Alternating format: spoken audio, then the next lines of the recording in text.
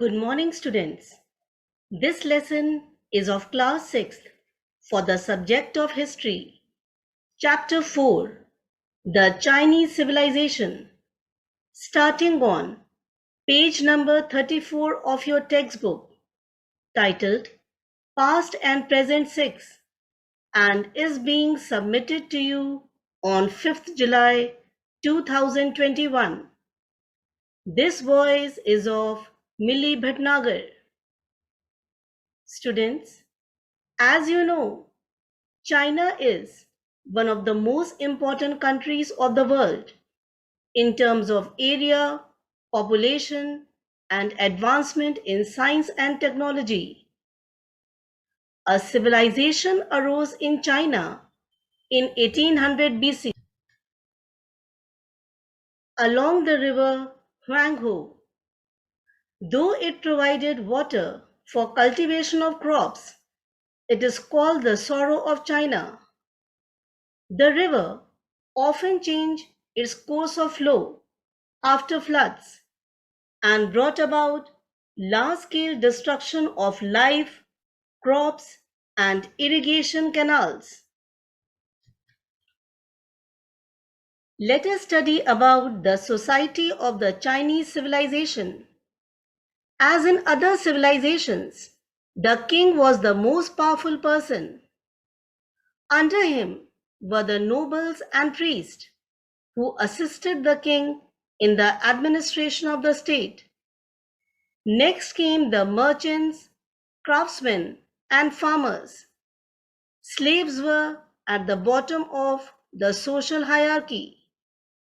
In the family, the father was the head, and sisters and elderly were highly respected by the people.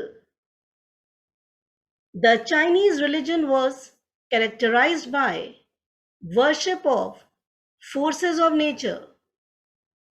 People also worshipped their ancestors. They believed that the spirits of the departed soul lived somewhere and came to help the living whenever needed. The priests were highly respected in society and were consulted in matters of worship and to know their future by the people. Later, many of them were influenced by Confucianism and Taoism. Here, it may be mentioned that Confucianism was based on the philosophy of Confucius. His philosophy centered around the study of the meaning of life and the right way to live. Taoism was put forward by Lao Tzu, who aimed at establishing harmony between nature and person. We will now study about the occupations of the Chinese people. Agriculture was the main occupation of the people.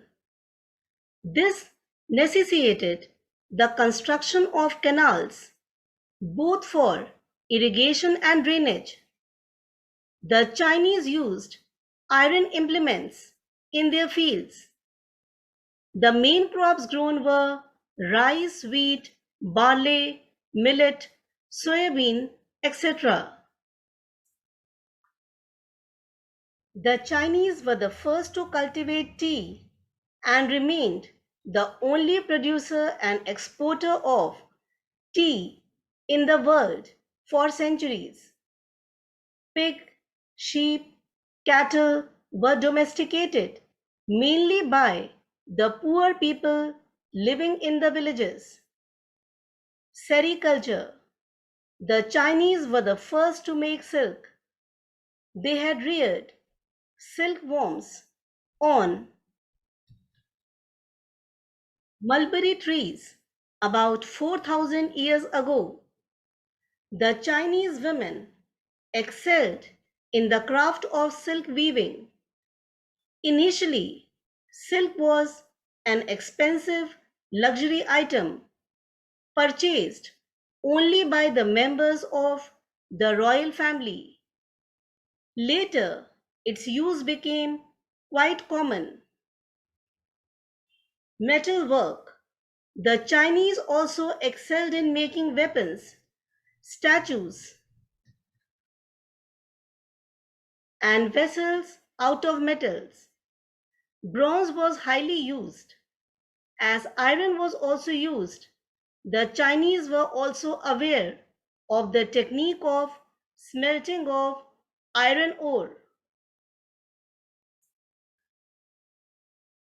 The Chinese were perfect in making glazed pottery from porcelain.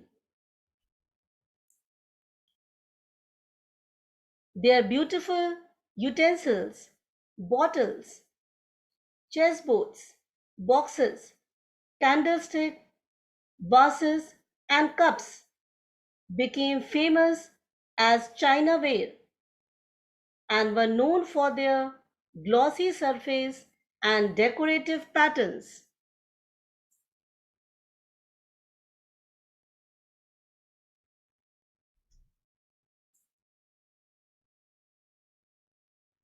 Woodwork. It was one of the chief occupations of the people of China as it was rich in timber.